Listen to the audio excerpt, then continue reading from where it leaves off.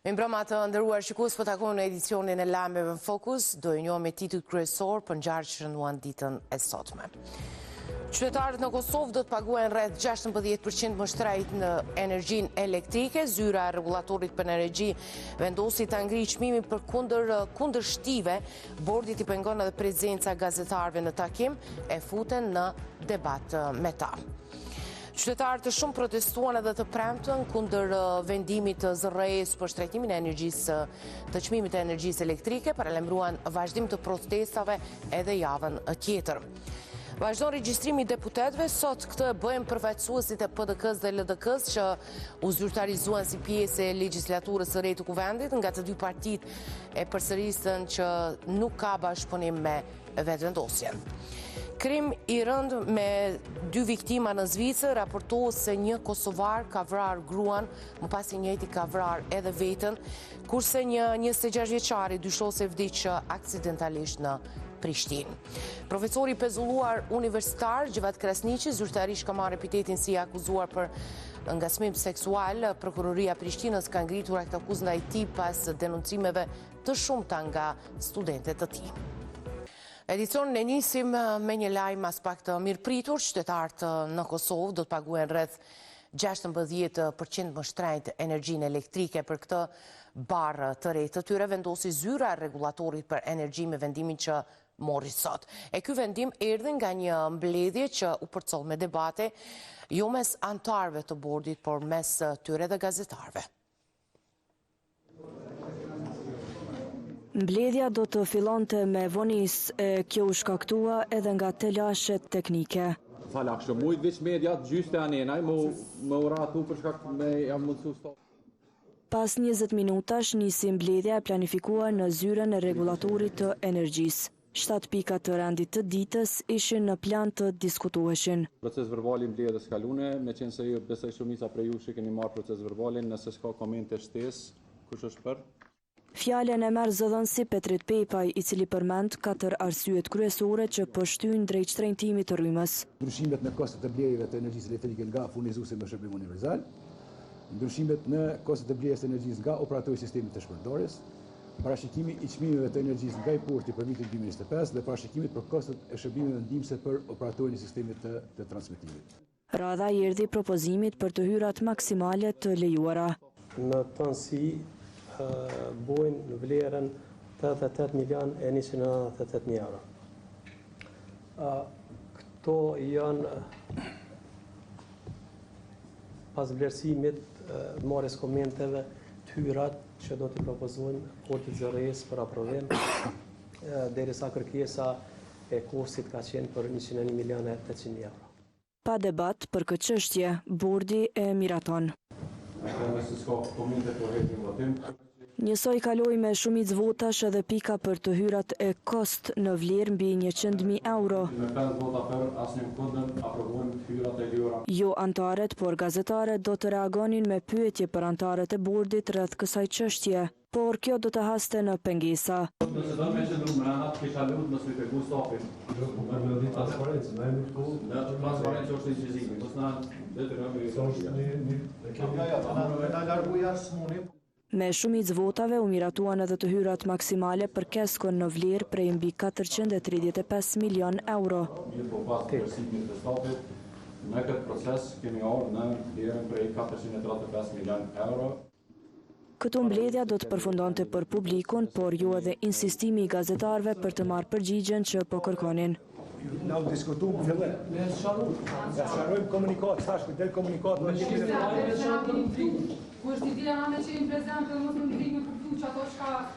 Ska në keni thira të për me dalë ju në televizora? Jo, s'kena thirë.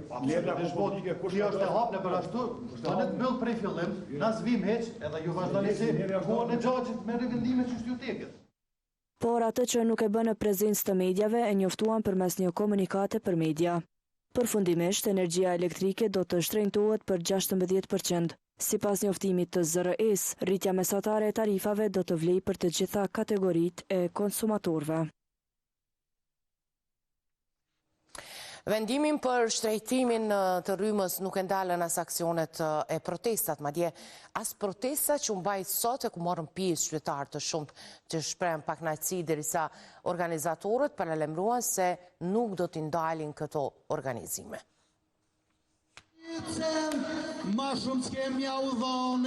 Zërat e protestuesve kumbanin si një betim i përbashkët.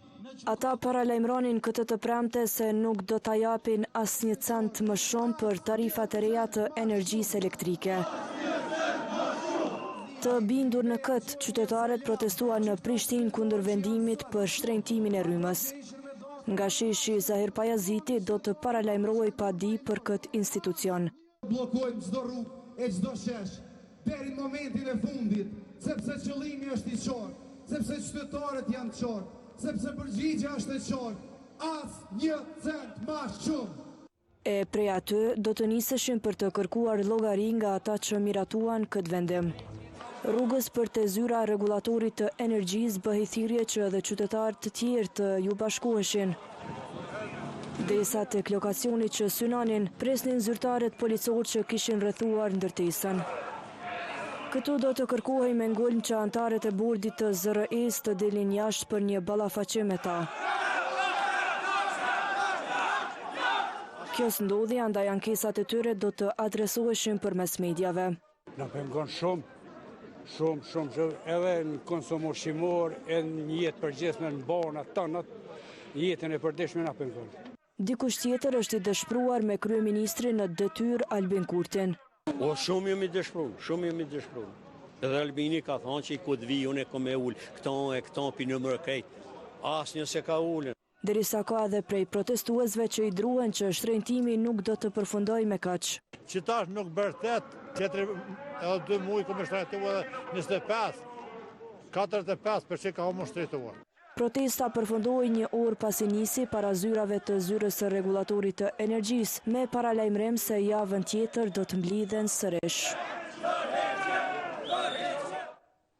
Shtrejtimin e rrymës edhe si paralajmërim edhe si vendim mjaftzëshëm e kanë kundërshtuar nga dhuma e tregtisë, nga ata po thuhet se me këtë veprim do të rrezikojnë edhe vendet të punës. Me kanë kundër biznesi dhe vetë qytetarët nuk do t'i paguajnë dështimet e institucioneve të cilat për 4 vitet e fundit nuk kanë arritur të rrisin kapacitetet e prodhimit të energjisë. Domani kemi këto bloqe të vjetra si që kemi në situata jashtëzakonisht të vështira duke punuar, kemi para dhe dje ramen e njërit blok i cili pastaj shkaktoi telashe, kemi gati se për çdo ditë njoftime nga Kesko që po rritet vazhdimisht kërkesa për import të energjisë elektrike dhe çmimet e tyre po shkojnë deri në 1 milion euro. Për 4 vjet institucionet kanë dështuar që të sjellin investime të jashtme. Kemi parë herën e fundit, madje vendi jon ka qenë rrezikuar që të përfundojë edhe në arbitrazh shkaku i vendimit të shpejtë dhe të pakonsultuar mirë me komunitetin e biznesit. Kundërrritjes së çmimit të rrymës janë shprehur nga opozita e deritanishme, të cilët sot kishin për ta kryer një obligim. Deputetët e zgjedhur nga PDK dhe LDK sot kryen procedurën e regjistrimit. Edhe gjatë kësaj dite ta ripërsëritën vijat e kuqe për koalicionin me vetëvendosjen. Procedurën e sejntës e kreu të premtën. Deputeti Lëvizjes Vetëvendosja Avni Dehari të premtën ju nështrua procesit të regjistrimit. Dehari foli shkurt për formimin e qeverisë. Me kam do që të bërë, për mua është nësej. Pasi në oborin e kuvendit të Kosovës, mbërriti Ganimete Musliu nga Partia Demokratike e Kosovës. Por kësaj u deshti preste bashkëbashtiakët për disa minuta. Kur ora shënoi 12:30, 24 anëtarëve të PDK-s ju printe shefi tyre Mimli Krasniqi. Krasniqi hodhi poshtë mundësinë e bashkëpunimit me Lëvizjen Vetëvendosje për formimin e qeverisë së re. As nuk kemi ftesë, as ka takim, as nuk pres me ndodhë diçka tjetër. Por ai tregoi për bisedimet me parti tjera. Si që kemi njoftuar, ne kemi komunikim të vazhdueshëm me partitë opozitare dhe besoj shumë që duke i respektuar rendin kushtetues, hapat kushtetues, në momentin që një gjë e tillë do të merrë dhe validitetin legal, pas dështimit potencial, po i them, të partisë së parë me themelu qeverinë e re, ne shumë shpejt besoj do të jemi të gatshëm. Me të përfunduar procedurën e regjistrimit si deputet të rinjat u larguan nga hapësirat e kuvendit. 2 orë më pas me 18 deputet erdhi edhe Lidhja Demokratike e Kosovës, veç se mungon të sërish deputeti zgjedhur Avdullah Hoti. Edhe këtyre ju desh të prisnin kreun e tyre Lumir Abdigjikun. Pas regjistrimit, Abdigjiku ishte i shkurt në deklarimin e tij para mediave. Një kryetari i kuvendit që si ka 61 vota për vete, s'do të jetë kryetari i kuvendit rast parë fare. Pra minimalisht do t'i ka 61 vota me pas shihim për çfarë tjera. Ndërkohë të hënën, si deputet të legjislaturës së re të kuvendit të Kosovës, do të regjistrohen Aleanca për Ardhmërinë e Kosovës, Nisma e pjesëtar tjerë të komuniteteve ju shumicë. Ndërkohë të martën bazë seanca konstituive e kuvendit, deri në zgjedhjen e kryetarit të ri atë e drejton deputeti më i vjetër dhe më i riu në moshë. Randi i ditës është formal dhe përfshin formimin e komisionit të përkohshëm, betimin e deputetëve si dhe zgjedhjen e kryetarit dhe nënkryetarëve të kuvendit. Kryeministri Kurti dhe ministra duhet të dorëhiqen pas betimit. Pas regjistrimit në kuvendin e Kosovës do shkojnë në seancë. Mirë po debati për ta të martën e ardhshme do jetë i ndaluar, pasi seanca është konstituive. Aty pritet të bëhet betimi i deputetëve si dhe zgjedhja e kryetarit dhe kryesisë së legjislaturës së 9. Punimet të seancës konstituive deri në zgjedhjen e kryetarit të ri i drejton deputeti më i vjetër në moshë edhe i ndihmuar nga deputeti më i ri në moshë. Randi i ditës në pat seancë është formal edhe konstituiv, ndërkohë që ky rand ditës përbëhet prej fillimisht prej formimit të komisionit përkohshëm për me i verifikuar mandatet edhe quorumin, betimi i deputetëve, zgjedhja e kryetarit të kuvendit dhe zgjedhja e nënkryetarëve të kuvendit. Betimin duhet ta kryejë edhe shefi i qeverisë në detyrë, bashkë me ministrat që garuan në zgjedhje. Sipas ligjit për qeverinë, atyre nuk i lejohet t'i mbajnë 2 pozita. Kryeministri dhe ministrat menjëherë pas betimit duhet japin dorëheqje, rrjedhimisht punët pastaj në qeveri kryhen nga zëvendës ministri dhe zëvendës ministrat të cilët nuk kanë kandiduar për deputet. Ndërkohë propozimi i kryeparlamentarit të ardhshëm i takon vetëm fituesit të zgjedhjeve të 9 shkurtit dhe pa u zgjedhur ai apo ajo nuk kalohet në hapat e tjerë. Sipas gjykimit të gjykatës kushtetuese, po edhe sipas kushtetutës, propozimi për kryetar të kuvendit takon partisë më të madhe politike që ka dalur në rezultatet e zgjedhjeve të fundit, ndërkohë pa u kryer procesi ose pa u votu suksesshëm kryetari i kuvendit nuk kalohet tek asnjëri nga pozitat e tjera, në këtë rast nënkryetarët e kuvendit. Po në atë ditë kryeministri në detyrë deklaroi se do tentojnë ta votojnë edhe qeverinë e re të udhëhequr nga ai. E jo në Shqipëri, por në Turqi ka qëndruar presidenti Vjosa Osmani që është takuar me homologun e saj turk Recep Tayyip Erdogan, ku udhtoi për të marrë pjesë në edicionin e 4 të forumit diplomatik të Antalyas. Osmani tha se Erdogan është lider që i qëndroi Kosovës pranë gjithmonë në çdo sfidë e në çdo sukses. Ai është një zë i fuqishëm i miqësisë dhe vizionit të përbashkët, një mik i dëshmuar i Kosovës, një zë i fuqishëm për të drejtën tonë dhe një shtyllë e fortë mbështetje në çdo etapë të shtetëndërtimit tonë, ka shkruar Osmani. Ai tha se Turqia është dhe do të mbetet një partner kyç për paqen, sigurinë dhe zhvillimin rajonal. Presidentja e Kosovës në kuadër të këtij forumi u takua edhe me presidentin e ri të Sirisë Ahmad Al-Shara. Populli i Kosovës dhe populli i Sirisë kanë përjetuar vuajtje të panumërta nga regjime diktatoriale e genocidiale në luftën e tyre për të qenë të lirë, ka shkruar Osmani. Në këtë takim, flamujt e 2 shteteve kanë qenë prezent mbi tavolinën e takimit, pavarësisht që Siria ende nuk e ka njohur pavarësinë e Republikës së Kosovës. Gjithashtu, në njoftim, presidenca e Sirisë, Osmanit ju referua si presidente e Republikës së Kosovës.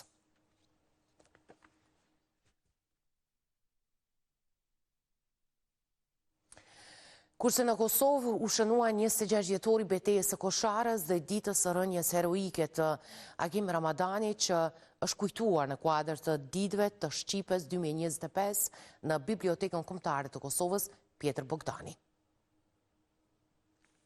Fillimisht intonimi i 2 himneve të shqiptarëve e më pas 1 minutë heshtje. Të nderuar të pranishëm, në lirim, në nderim për gjithë heronjët, dëshmorët dhe martirët e lirisë, ju ftoj për 1 minutë heshtje.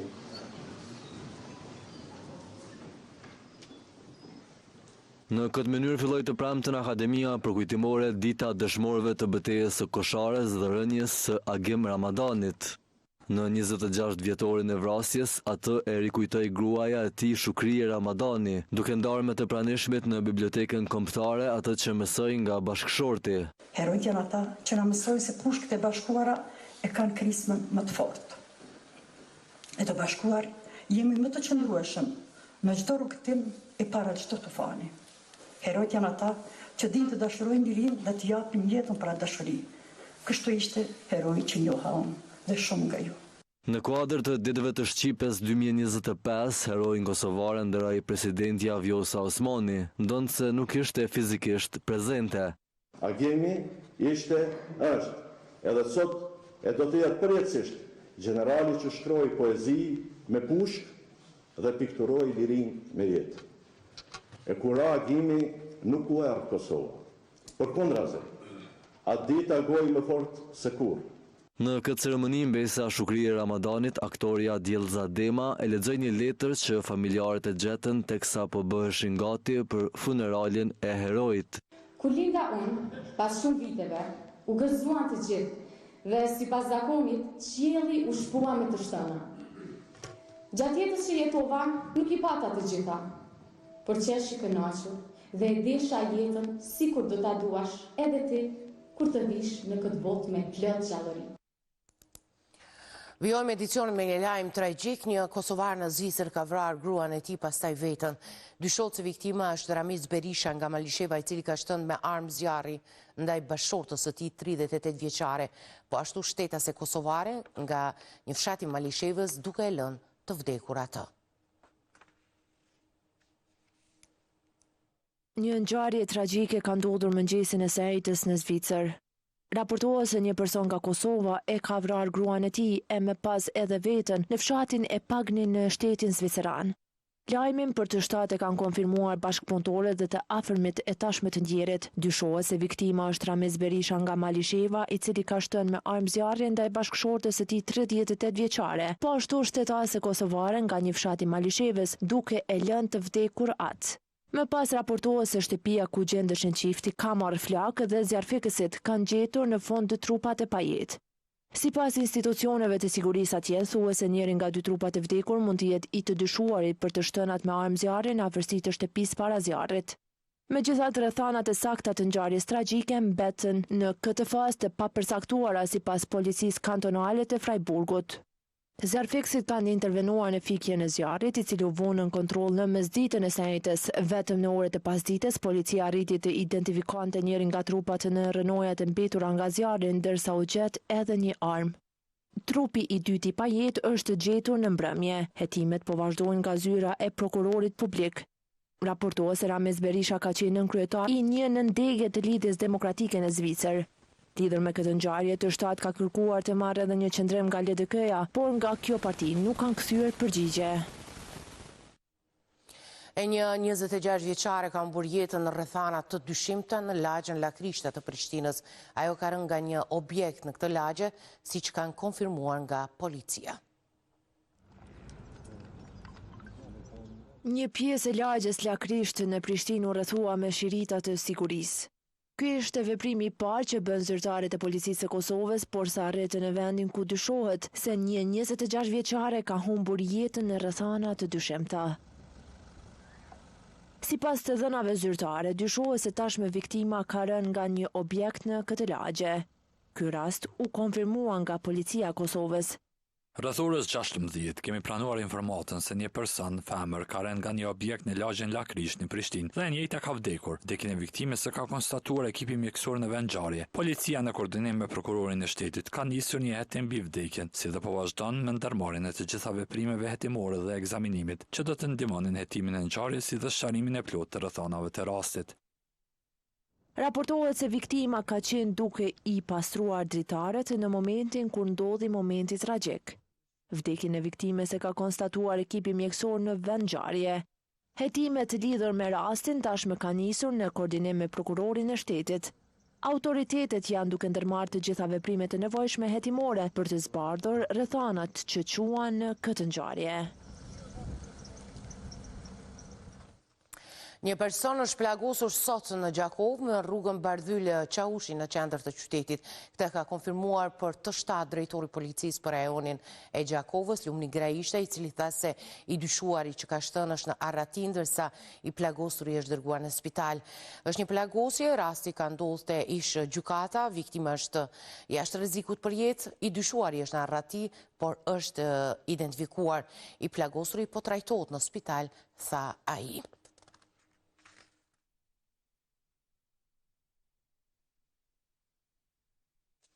Vazhdojmë me informacione nga drejtësia. Profesori pezulluar universitar Gjvat Krasniqi zyrtarisht ka marrë epitetin si i akuzuar. Prokuroria e Prishtinës ka ngritur aktakuzë ndaj tij. Aktakuza ndaj Krasniqit lidhet me rastet e denoncimeve që disa studentët të tij kishin bërë ndaj profesorit për ngacmim seksual. Gjvat Krasniqi ishte denoncuar nga 27 studente të Fakultetit të Mjekësisë për ngacmim seksual.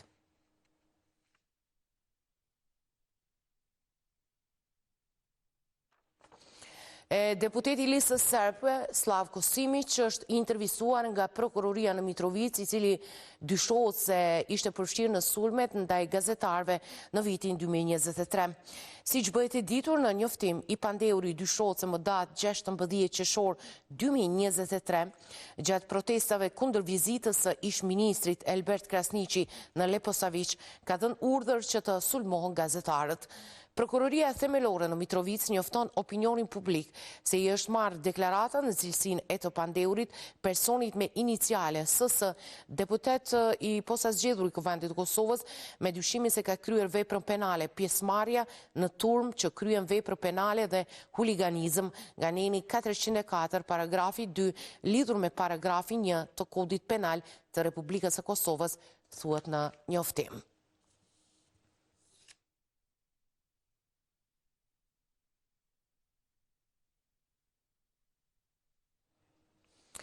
Ndrojmë temë, kurse në një konferencë për media, Ministria e Infrastrukturës së bashku me Agjencinë Kadastrale të Kosovës kanë bërë të ditur se ka filluar projekti për rindërtimin e kadastrit. 115 zona në Kosovë kanë probleme të theksuara pronësore. Mu për këtë çështje, këtë të premte Agjencia Kadastrale e Kosovës së bashku me Ministrin e Detyrë të Infrastrukturës Libor Naliu mbajtën konferencë për media. Nga këtu u bë ditur se do të fillojnë projektin e rindërtimit të kadastrit. Kemi kry me sukses edhe 11 udhëzime administrative për t'i hapur rrugë komplet reformës në fushën e kadastrit, e që kulmon me projektin e rindërtimit të kadastrit, respektivisht me këtë projekt që po e fillojmë tani, e i cili mundsohet nga krijimi një komisioni të rëndësishëm për rindërtimin e kadastrit, e që përbëhet edhe nga përfaqësuesit e gjykatave. Ai tha se ky është një nga projektet të cilat i kanë paraprirë edhe të tjerave të digitalizimit. Janë shumë prej shërbimeve tashmë të bëra online, janë digitalizuar plotësisht, e kemi realizuar edhe ortofotën, ku të gjitha komunat dhe qytetarët kanë qasje përmes gjeoportalit në ortofotën e fundit. Në anën tjetër, ushtruesi i detyrës së kryeshefit i Agjencisë Kadastrale të Kosovës, Avnia Ahmeti, bëri të ditur se një projekt i tillë do të zgjidhë shumë probleme. Çështja tjetër që kemi përfshirë në këtë projekt është edhe matja e objekteve, ku përmes këtij projekti do të përgatitet dosja për dikon rreth 70.000 objekte, që këto dosje do të shkojnë pastaj në proces të legalizimit. Për 1305 zona që kena gjithsej në Republikën e Kosovës, fatin kam pas këto 115 zona më përzgjedh. Ushtruesi i detyrës së kryeshefit të Agjencisë Kadastrale të Kosovës ka bërë të ditur se do të jenë në terren për të informuar nga afër qytetarët për procesin e rindërtimit të kadastrit. Këto ishin të gjitha informacionet të përgatitura për këtë edicion të lajmeve në Fokus. Unë ju falenderoj për vëmendjen. Mirupafshim.